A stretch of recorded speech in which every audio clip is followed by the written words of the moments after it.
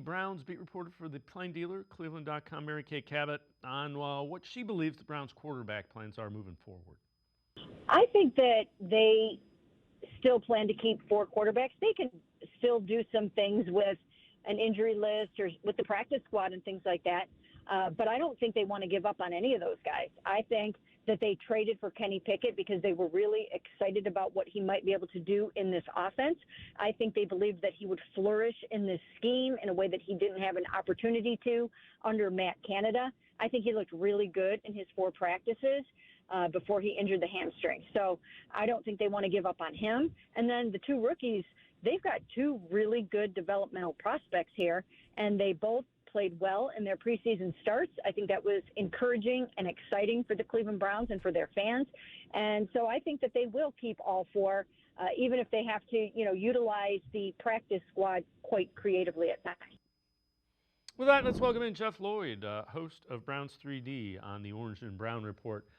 Jeff, I can see them keeping 4. I am intrigued about, Kevin Stefanski kind of not wanting to go down the road of, is Joe Flacco the starter till further notice? Is it? And I get why he's doing it, but it's just interesting. Well, and this is the thing, and nobody can just take a statement and just take it at the face value that is. Joe Flacco's going to start that game, which is still 2.5 weeks away. So the fact that we're kind of already asking questions about what's going to go on the following week when the Browns are scheduled to go to Baltimore, I mean, we've still got a long way to go before we even get to week 1 against the Bengals. Everybody kind of feels a little bit differently than on whoever maybe you thought your guy was. Me, I kind of felt the way it worked. Kenny was the first guy in. Joe was the second. The 2 rookies were in. For me, it kind of felt like that this was going to be Joe Flacco's battle to lose. Unfortunately, the competition wasn't a full competition. Kenny Pickett certainly missed some time. Dylan Gabriel missed some time. Shedeur Sanders is currently missing some time. There is some irony to this that the 40-year-old was the one that was able to make it through and so far go bell to bell through training camp without any issues. But I think you have the track record with Joe. You have him within this system. You had him play, basically a 6-week fairy tale scenario for this franchise that got them ultimately into the playoffs. It probably was the best option from day one. I think, yes, they would still at some point probably like to see some other guys. But if Joe goes out there and say, everybody talks about that first 6-week stretch, and let's not kid ourselves, it's not an easy first 6-week stretch. But say the defense, which looks really good right now, plays even better. Somehow the Browns get to 3-3.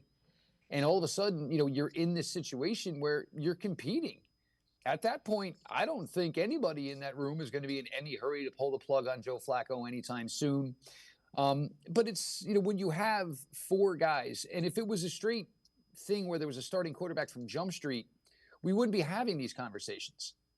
Because the fact that there's 4 of them and we've kind of gotten to see the rookies, and I think from each of the rookies' performances, I think we got a little bit excited about each guy, all under the standing that they're not ready to go just yet. Also, let's keep in mind, this is a team that's basically started 5 quarterbacks per year over the last 2 seasons. So the realism of the factor is that, no, not one guy is going to go out there and start 17 regular season games.